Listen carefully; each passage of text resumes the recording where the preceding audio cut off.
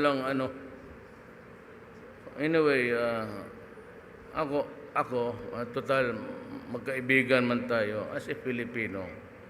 May I just say to you na pakisabi lang, lalo na sa mga pamangkin, pinsan, o kaibigan mo na layoff.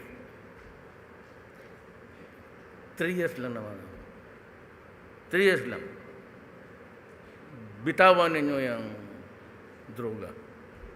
In PA, if you want to have peace during my term, drop the arms, stop extortion,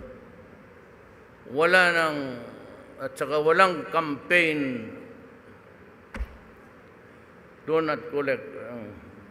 Yun ang mensahe ko kay Bebot. Wala.